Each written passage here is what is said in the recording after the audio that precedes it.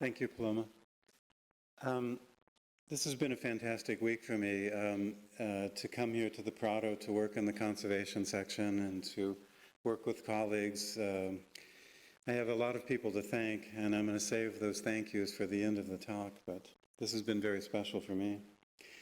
I'm not going to talk about cleaning, actually, so much. I'm going to actually talk a little bit about a project that I've been involved in for the last, maybe 10 years, for instance, in Philadelphia. In Philadelphia, in about 2006, I got a call at the Conservation Department at the University of Delaware. There was an artist, a famous artist in Philadelphia, Meg Seligman, who does a lot of these exterior paintings on buildings. And she had a conservation question. Her question was really, my murals seem to be fading very quickly. Are there better paints that I could be using for these kinds of artworks? She was generally interested in trying to find better materials for doing these sorts of projects in Philadelphia.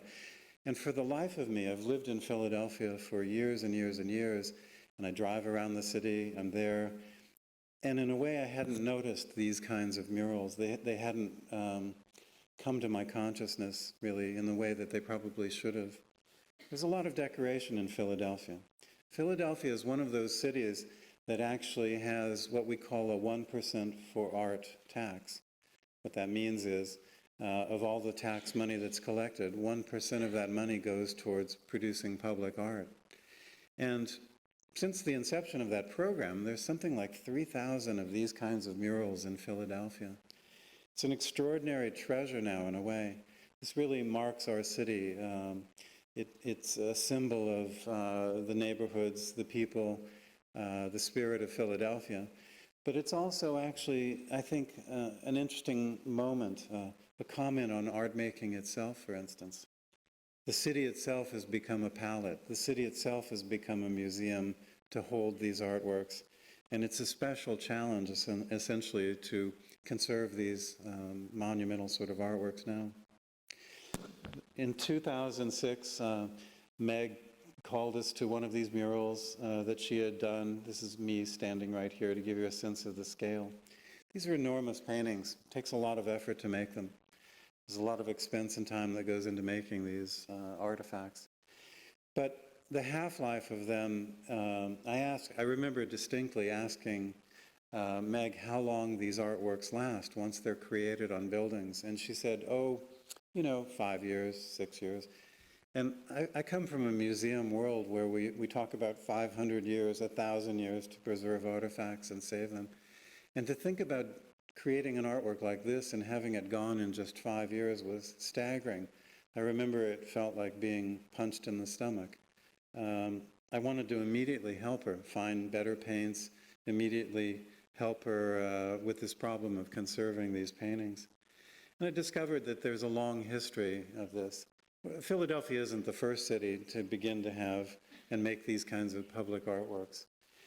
Back in the 1960s, Chicago, really, you can go back to the late 1960s, and in Chicago, there's actually what's called the Artist Collective that was formed to create public artworks, large monumental paintings, and in a funny way, do it in the presence of graffiti artists. A truce was signed. In 1967, the Artist Collective sat down with graffiti artists.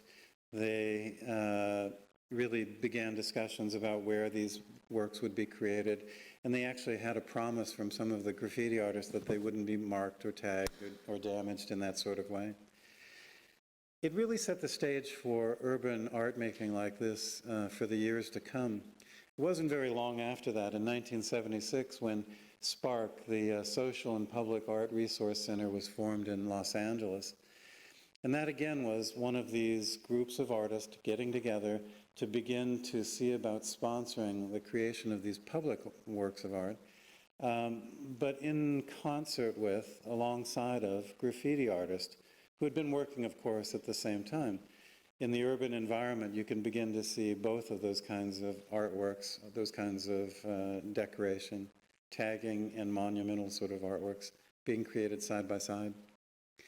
By the 1980s in Philadelphia, there was something called the Philadelphia Anti-Graffiti Network that was formed. And again, this is the precursor. This is the beginning of, again, the organization that I work with now, for instance. By about 1986, something called the Mural Arts Program was started. And it was really to do two things. It was, again, to provide materials, provide paint, provide help for artists who wanted to work on this monumental scale to do these constructions, but also, again, to work with graffiti artists, to have a truce, to have them work side by side, to try to rehabilitate graffiti artists, to work alongside fine artists, to not only not tag these kinds of works once they were created or mark them up, but to actually help make them, be a part of it, be invested in these kinds of artworks. And again, these kinds of programs have begun all over the U.S. In almost every major city now, you can begin to find a mural arts program working, again, with graffiti artists and other people to create these kinds of works. It's a formal department in the city government of Philadelphia. Not a nonprofit organization was formed by about 1998 to, again, raise funds, provide money for artists, to give them the materials and the time and the money and the help to create these kinds of large monumental works. At current MAP, the Mural Arts Program in Philadelphia, employs about 300 artists a year. It's a vast program. As I say, at this moment, there are something like 3,000 murals that have been created in Philadelphia on buildings all over the city, big, large, monumental paintings. It's a big employer. It employs over 100 convicted graffiti artists. In other words, it draws from that group of graffiti artists to try to rehabilitate them, have them again work alongside artists, fine artists, and to make use of their skills to create some of these large projects. Some of the graffiti artists are actually also involved in the preservation of these artworks. Sometimes when they are tagged, when there are actually paints that are applied on these kinds of murals or materials like that, graffiti artists, some of them will come in and help remove some of that material. It's a fledgling program. We have in place, in other words, in Philadelphia, an incredible program to make these artworks, to create them all over the city. But no provision was really ever made to conserve these artworks. Most of the artists were very much like Meg. They would create these things, get the money, create them on buildings, but at some point they would watch their murals, literally their artworks, fade away, wash away. The kinds of paints that were being used are very fragile. The kinds of paints that they were being given, for instance, were the kinds of paints you might make an acrylic painting that might go into a gallery in a very protected environment. Well, those kinds of paints are very fragile. Every time it rains, every time the temperature goes up and down, it's very hard on those kinds of paints. And the fact that they even last 5 years is an extraordinary thing. These are very fragile paints, and they were never really meant to be used outdoors. There's an educational program. MAP actually has training program that brings children in to show them how the artworks are made, to have even, again, the graffiti artists sit down with the children and talk about, marking or not marking, these sorts of things, the preservation needs of these things. It's an extraordinary thing. Let me just show you a few images of these kinds of murals again. They're not only paint, they're actually materials that are made out of acrylic paints, artist paints. They could also have other elements added to them. Sometimes other materials are used in addition to the paints to create these murals. But you can appreciate right away that, for instance, all of the murals, the artworks that extend down to human level can be defaced, can be marred, can be scraped, can be, modified, for instance, with human activity. And so they're really at risk right from the beginning because they are in these kinds of settings. They're generally on buildings. The buildings are sometimes very old. The types of materials that the buildings are made out of, largely most of the buildings in Philadelphia or brick structures.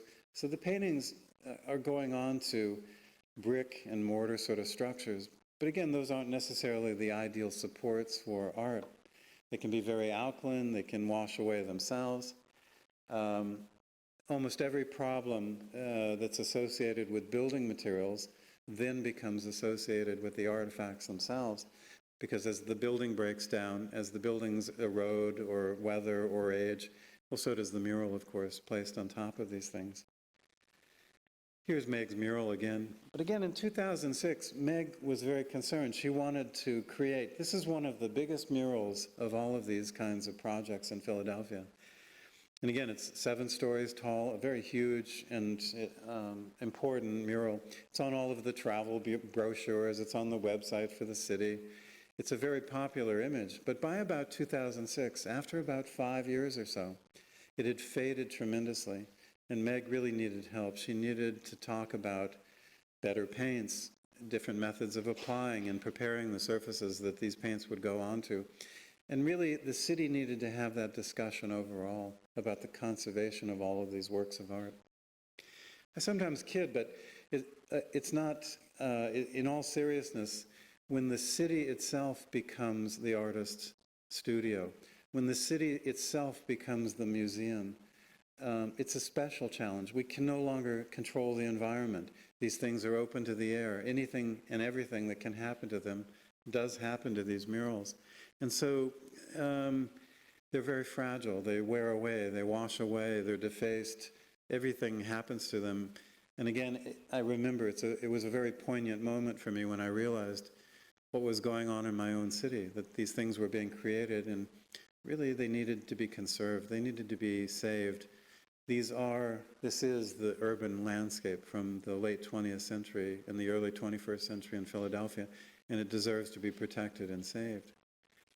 It was also a poignant moment because I realized that my whole life was as a conservator in a museum where the environment was managed, the perfect temperature, the perfect relative humidity, nobody touching the paintings, nothing bad happening, and where we've had 500 years of restoration history, where we've had 500 years to experiment and try different materials, to coat, to protect, to consolidate, to hold together or adhere together paintings that were falling apart. Cleaning methods have been developed in the last 500 years to deal with oil paints. We haven't had that much time with these kinds of paints. The first acrylic paint really comes about for this application in the late 1950s, early 1960s. We've only had about 50 or 60 years to look at these materials and see how they age, what their requirements might be for preservation. And I have to say, it was also a poignant moment for me because I realized we didn't have the right coatings, we didn't have the ways of cleaning, and we didn't have the ways of consolidating these monumental paintings for this kind of environment. Some of these projects are huge, or blocks long. They're enormous paintings. And they're on every possible surface that you can imagine. Again, private dwellings, public buildings, some with access and some without access, but with every possible problem associated with the building, the palette, the canvas, if you will, that these paintings are executed on. They also involve all sorts of materials. This is actually a mosaic that's was created by one of the Philadelphia artists on the side of a building. So again, it's not just paint, it's all sorts of materials that are being used to create these things. And yes, there is a kind of war going on between graffiti artists and the artists that create these monumental paintings. This painting, this portrait of a woman, has been now marked with graffiti on top of it.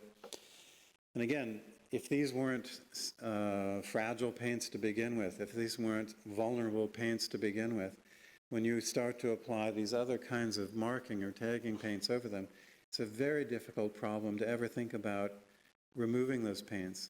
How do we do that? What are the tools that we use that could possibly safely take these tagging paints off again and recover the original artwork? It's a monumental problem. I don't want to disparage graffiti art because some graffiti art is extraordinary. And in fact, I would argue that some graffiti art is worth saving and protecting and preserving as well. It functions in the city. It may not function in exactly the same way as the monumental art, but it's still important, I'll argue, because it's actually part of the urban landscape in the early 21st century. This is functioning in a social, political, and yes, even an artistic way. Some of this graffiti actually is extraordinary.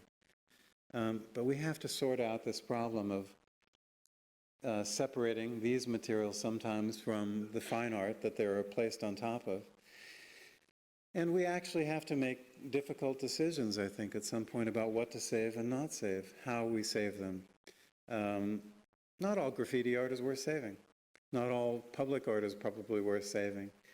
At some point, the city of Philadelphia has to think about having a curator for the city, because now the city has become the museum. The city is the artwork itself.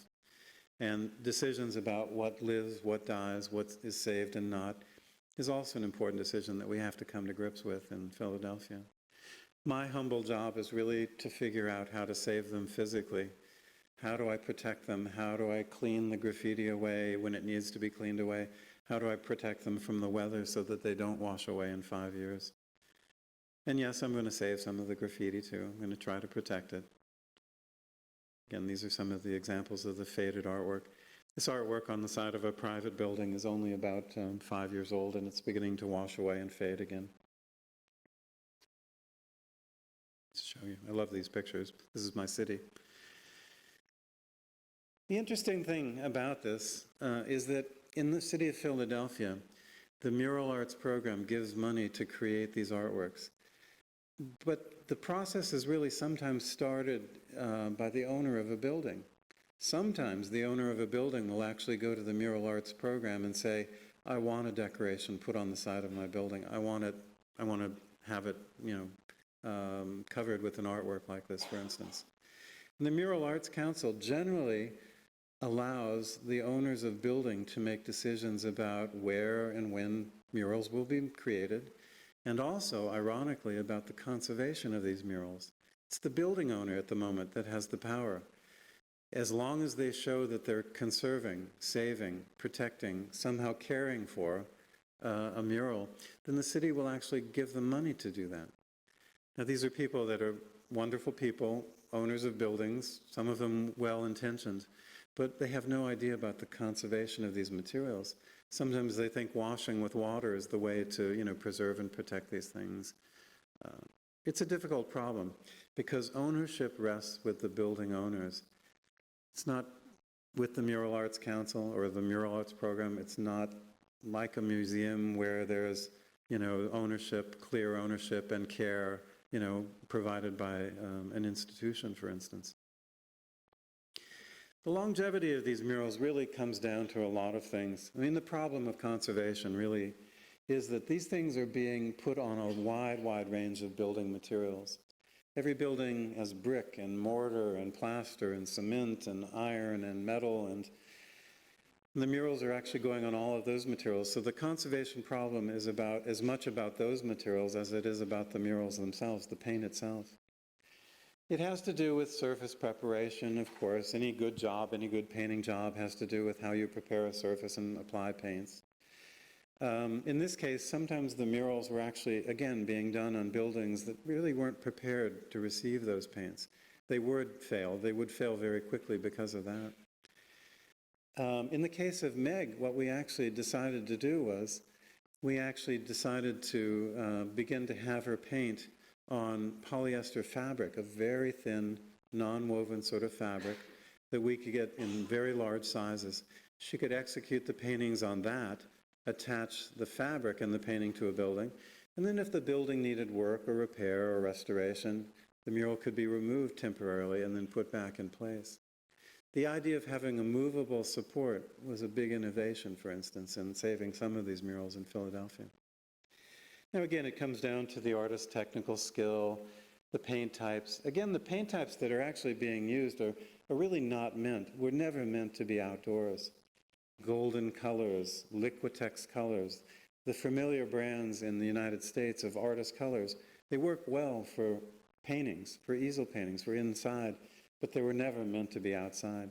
These are paints that would wash away very quickly, for instance. The surface, this orientation, whether it's north-facing or south-facing, the weather, in other words, has a large role to play in saving these murals. They are going to be tagged. They are going to have other materials applied on top of them. But the real challenge, I think, is really this idea of stewardship. Who owns the mural? Who's going to take care of it? And can we bring that level of care to the highest possible level? A museum standard, a museum level of care, for instance. And the last thing which worries me the most, has worried me the most in the last few years, do we have the materials and methods to conserve these large monumental works? The kinds of coatings that we use in the museum, the kinds of restoration paints we use, the kinds of adhesives and consolidants would never work outdoors. We have to have a new class of materials to preserve and protect these materials. Now again, I'll show you a few pictures. This is from Buenos Aires. But these murals are everywhere in the world. This is going to be a problem everywhere that these murals, these public artworks, these paintings, for instance, are being created. How do we protect them? For instance, do I have a coating that I could put on this, that I could at least, if it were tagged, use as a way of separating the tagging paint, releasing other materials in the future? Is there some really truly reversible material that we could put on these murals and expect to take off the soiling materials, the weathering, the aging, if we need to, and also the graffiti in time? Well, at present, there isn't. And it brings up an interesting problem. This new art form, this new challenge, this new conservation challenge, really has put in stark contrast how we acquire methods for restoration. I sometimes kid and I say that I'm not a conservator, I'm a conservation engineer. But what I mean by that is that I like mixing and making and inventing and trying to find materials and processes to do things like cleaning fine arts, like protecting them, making coatings, things like that. And it was clear to me as an engineer that I needed to sit down and literally find a new kind of protective coating for these murals. The things that were out there, the things that would be sold in paint stores that were being used, for instance, sometimes to restore these murals, were desperately irreversible materials. Polyurethanes, alkyds, beautiful coatings, stand up to weathering for about 20 years. And as they break down, and they will eventually break down, those materials are impossible to remove from these kinds of artifacts without damage to the artifact. We need an entirely new class of material. Now this was a very unpopular mayor. This was a mural of one of the very most unpopular mayors in Philadelphia. It wasn't surprising that at some point somebody would throw paint on the mural and deface it and whatever. I put this up sometimes to remind me that that the history of these murals, the social, historical, the political history, is also part of what we want to maintain and preserve. It might be automatic for the building owner to want to run out the next morning after this was done and take away the black stain because it was defacing the mural. But again, we have to struggle with those larger questions. Maybe we should leave the paint there. Maybe it is a political statement. Maybe we should leave it there. Maybe it is part of the history of the artifact. And maybe we do need a curator in the city for these kinds of things to help make those decisions. Dox Thrash, one of the very first mural artists in Philadelphia, created this mural. This was really one of the first of these kinds of public artifacts that were made back in the 1980s. This is actually an extraordinary historical piece. And one day, literally one day, driving through the city, I went past it, and it had been painted black. It had been painted out. The owner of the building made that decision because he was thinking of selling the building. And sometimes with these kinds of paints, these kinds of murals, they send a mixed message. To the owner, it seemed like the message it was sending was that this is a mural in a poor part of town. This is a ghetto. My building isn't worth much, and it's been covered in this kind of decoration because it was poor, because it was in the ghetto. If I paint it out, at least people won't think of it that way, and I'll get a little more money in the sale of the building itself. This was a treasure. This was really historically a very important mural, and yet now it's gone. And it would be very difficult to take this black paint off and recover the original black paint. Murals are cleaned every day.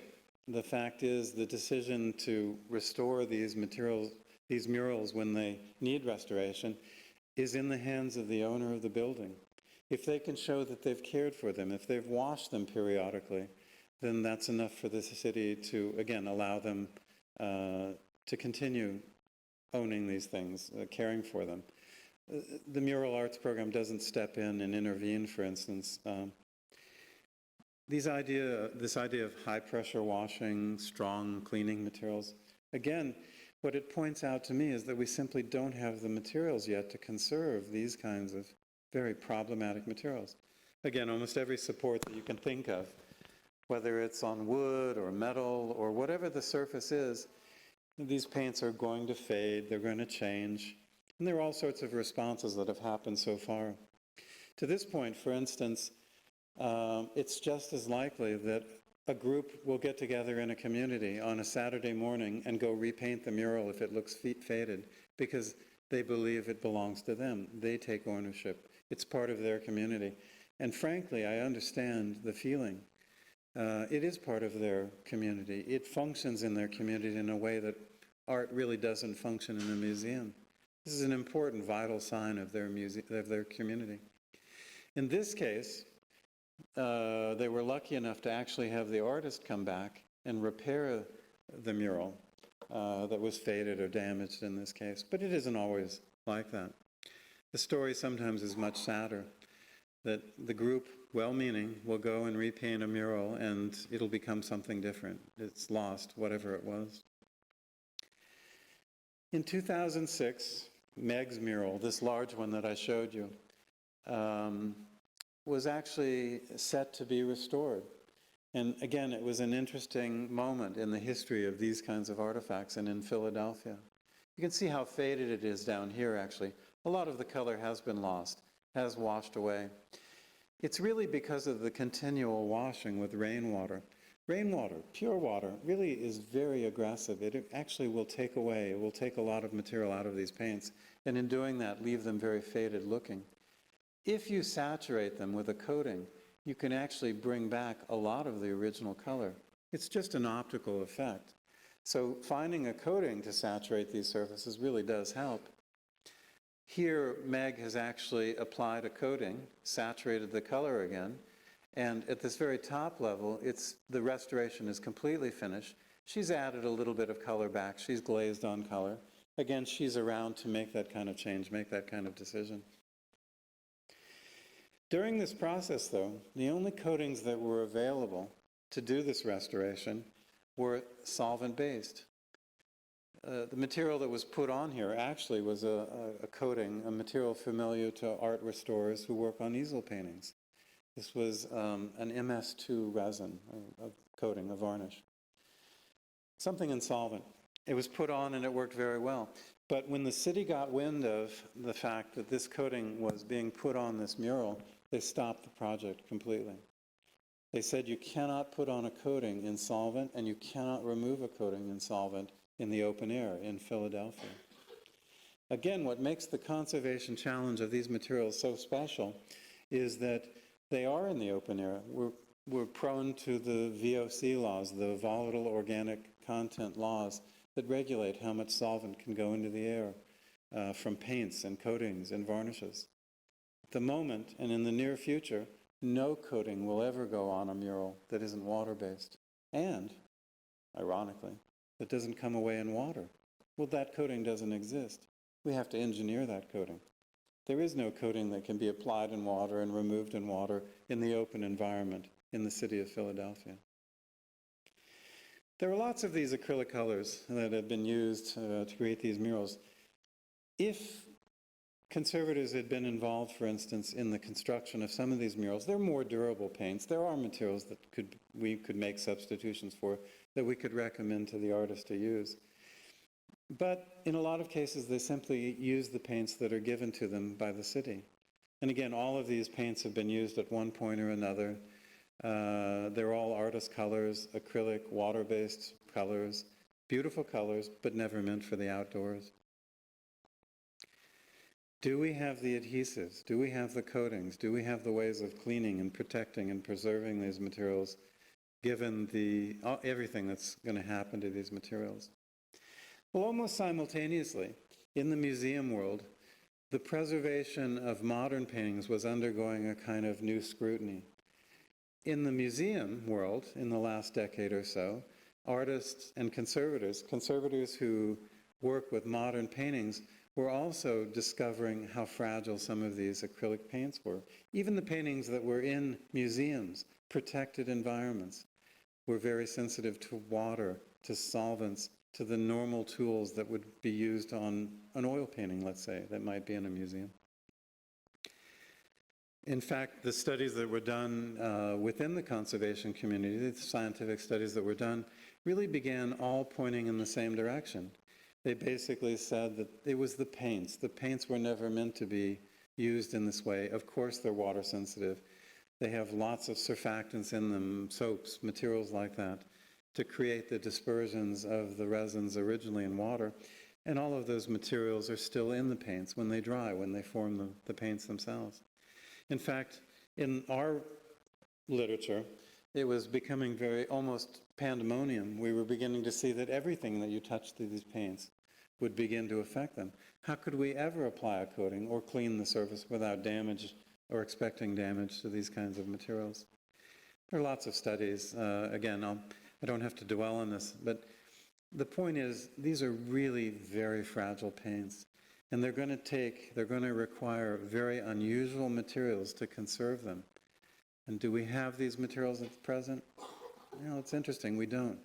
For me, again, this is a turning point in my life as a conservator, because I realized there is a huge class of artifact that I have no tool to work with. I don't have the coatings, I don't have the ways of cleaning them, for instance. There were some key observations in the studies that had been done to this point. Certain solvents might minimally affect these things, but again, we can't do that in the open air. We couldn't clean a mural even with something innocuous like white spirits or one of those kinds of solvents. And water itself seemed to be destructive, could disrupt these kinds of paints. Now, in the last few years, I've worked at a group at a university in Philadelphia, Villanova University, a Catholic university, where we've really looked at the swelling of acrylic paints. We've really tried to see if there weren't some conditions in water, some conditions where we could use water as a cleaning agent on these kinds of materials. And actually what's emerged out of the research is very promising. What it looks like is if we're very careful about the conditions of the water, the pH, the amount of salt, whether there's surfactants there or not, we can actually find ways to clean these surfaces with very little or no damage to the surface. There is hope, actually, for both the paintings that are made out of these materials in the museums and also on the sides of buildings. Again, I'm going to go a little faster. But one of the other things that occurred to me, of course, was that, again, this central problem, I think, with the murals in Philadelphia was the other parts of conservation. Could I find a coating? Could I invent a coating, make a coating that could be applied to these very fragile surfaces, applied in water or a water-based system, and be removed in water, for instance, at some point in the future when needed, that wouldn't compromise the paints? Is there a way to do that? Was there a way to do that? And it actually turns out that there probably is.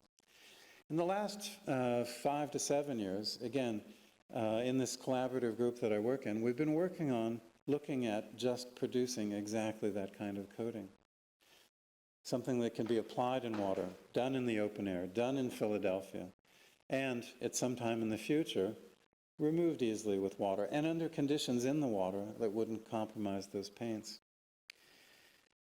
It's a difficult thing, I've discovered as an engineer. It's a difficult thing to make a coating, to make something that's permanent or long-lived anyway. We have to have a material that's high enough in molecular weight to form a film, has the right solubility, the right mechanical properties. You know, when you begin to think of all of the properties, it has to form a film, it has to be tough enough to exist in the environment. It has to stand up to the sun being exposed to it, the rain, the wind, the snow. It's a really tall order to make a clear coating, a protective coating that can stand up to all those environmental factors. It has to be reversible. And this is the key engineering principle that really that sets conservation apart from other fields. A lot of people make coatings. A lot of people make coatings that are very durable, that are protective materials.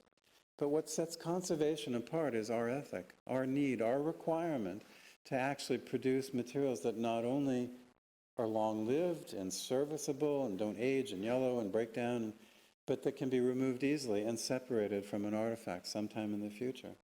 That's a killer. That's a very difficult thing to engineer into a coating, into a material. For a few years now, I have been experimenting with materials. There are materials, polyacrylic acids, these structures, these polymers that have this group in them are very interesting. They're not really good film-forming materials by themselves, but when they're incorporated into coatings, they can allow for some interesting properties. They allow for wetting onto minerals, things like brick and mortar and cement. They really secure coatings very well. They actually adhere very well to those kinds of materials. But the most important property about these kinds of structures, these kinds of polymers, is that they have what's called a very high moisture vapor transmission rate. If you take any coating and put it on a building, if it rains and it repels the water, that's good. But if there's water or water vapor within the building, it wants to evaporate through the walls, through the mural, through the paint. And if we were to put on a coating that would block that evaporation, that transmission of moisture vapor through a coating, well, it would pull the mural right off the wall. It would start to fail almost immediately from that pressure of trying to move water vapor through it, or water, liquid water, through that kind of paint. I can't tell you how many monumental architectural paintings I've seen that simply are restored and then within a year or two start peeling off the architectural surface because it wasn't allowed for to have them be transparent in that way, to allow moisture vapor through them. This is a really unusual requirement in a coating. How do you make something that's durable and clear and protective and, well, with a high moisture vapor transmission rate? Well, you incorporate polymers like this. It's funny what you look for when you need something. But these polymers are actually used to coat pills, medicines. They're wonderful. They're actually, when you look into them, there are actually hundreds of these that are being produced commercially, these types of materials. They're used to coat pills. And they're used to coat pills so that when you take a medicine, it can go through your stomach in the high acid content of your stomach. And then when it goes into your gut, when the pH comes up a little bit, the coating dissolves and the medicine is released. This technology is there. It was just a matter of looking for where to find that technology. I began experimenting with some of these polyacrylic materials as coatings, as part of coatings materials. And in fact,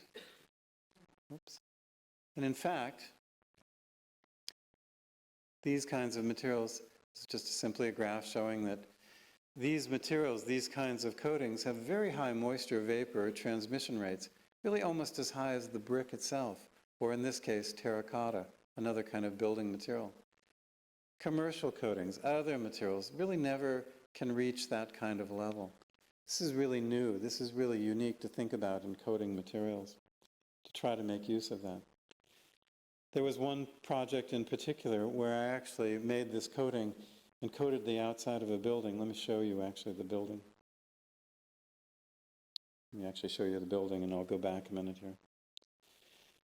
This is a building in Washington that was actually a brick building with terracotta elements, adornments around the windows, surrounds, doors, things like that. It was made in the 1870s. It was an Italianate building. The architect was fanatical about the appearance of the exterior. This required so many bricks, and they were so varied in color. And he wanted the bricks to match the terracotta so well that every brick was dipped in paint and painted a terracotta color before it was set into the wall. This was a painted brick building. It looks like brick, has the texture of brick, is brick, but there's actually a subtle color or paint on the surface of this building to make it blend together color-wise, to have a more unified facade color-wise, appearance-wise. This was a coating, this was a building where, again, I began using these polyacrylic acids, these materials, to help bond a coating to the surface, resaturate the color. The building actually looked very white, and I was called in because I do consult on cleaning projects on fine art. This was a building that looked white. The architect, the conservators for the building really thought that this was a building that had a lot of salt somehow washing out of the building materials coming to the surface. It wasn't that at all. It was the paint that was breaking down so quickly that the color was being lost. It was desaturating. It was becoming faded because of the loss of the binding material. If we put a coating back on the building, we actually got the color back. We didn't have to do anything except resaturate the paints. Again, polyacrylic acids, things that would be part of this kind of coating, are very interesting. They adhere well to brick, they adhere well to pigments, they repair those kinds of paints, they buy back color. But the most important thing is that they have this gate-like property. They act like a doorway. If you put the coating in place on a brick, liquid water just simply stands up on the surface, rainwater bounces off the surface, but water vapor can go right through that coating. When a brick isn't treated with this kind of coating, it simply goes right into the brick. This was extraordinary. This isn't a silicon adhesive, this isn't a silicon polymer, this isn't one of those horrible kind of materials to put on a building that way. Those things do the same thing, but they never allow moisture vapor through them, and they're impossible to reverse. These polyacrylic acids are very interesting because they can be parts of films, they can allow moisture vapor to go through them, allow the building to breathe, but they can form films, they can saturate the color in this case, and they can repel rainwater so that there isn't that kind of erosion of paint in the future. The building, museum was treated that way. This is something like 600,000 square meters of surface area that we treated with this kind of coating. And it looks marvelous, I have to say. It still looks very good 7 years later. But we've since used this kind of coating, this kind of technology, to begin thinking about building coatings to preserve other paints, other materials on building. Advertising, commercial signs, those have been projects that have used this kind of coating. But again, back to the Philadelphia story, the murals in Philadelphia. We began putting test applications of this coating on some of the more famous murals in Philadelphia and allowing them to naturally age to weather, to make sure that they saturated the paint, protected the paint, but allowed the paint to breathe, the building to breathe, pass moisture vapor through them. This was one of the very first test sites where we put a coating on to see how it would actually work.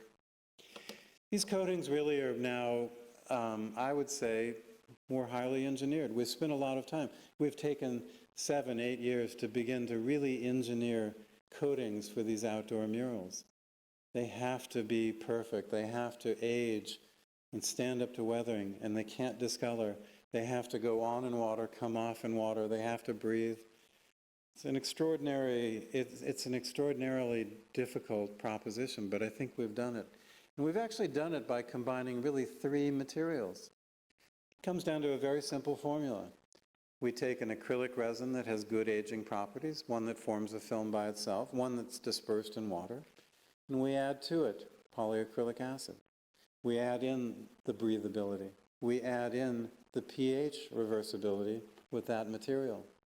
And we actually add a third polymer that helps blend those other 2 together to make a nice clear film. By blending 3 materials together, we actually have the best of all worlds. We have a clear coating that can be applied in water, removed in water at a higher pH. Remember, rainwater might be at a pH of 6. Well, that wouldn't reverse this coating. But if we raise the pH to about 8, we can instantly dissolve this coating and remove it from the surface. It'll stand up to the weathering. It'll stand up to the rain, the snow, the weather. And yet when we want to reverse it, we can actually take it away with something as simple as just raising the pH, changing that property in the rinse water. We've played around with a lot of materials. I spent a lot of time in the last 5, 6 years making endless permutations of these 3 components. blending them together, making them into a serviceable coating, but also blending in the other things we need for a coating. Sometimes coatings can have ultraviolet absorbing materials in. When we put those in a coating, a clear coating, we can actually protect a little bit better the paint underneath. We can slow down the deterioration of a paint. There's an art in designing in those kinds of materials without compromising film properties.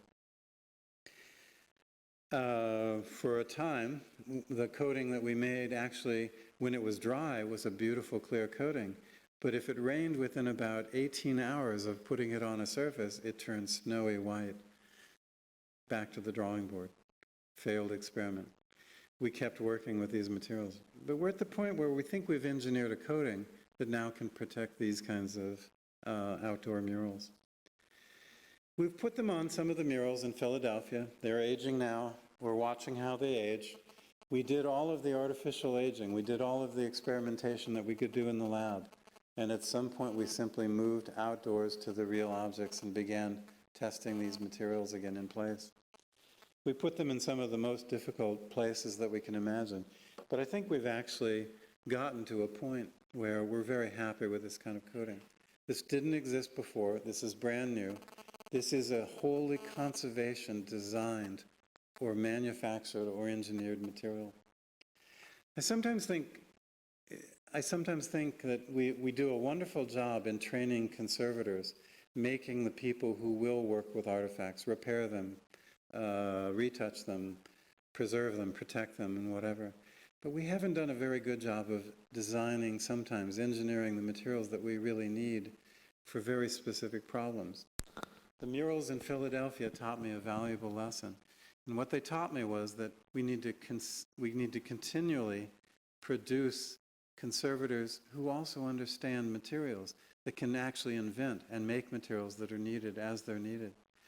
There is nobody who's going to help us, nobody else, no other commercial concern that will make these kinds of things. Other people want to make the nuclear coating, the thing that lasts forever, that never can, come off a surface again.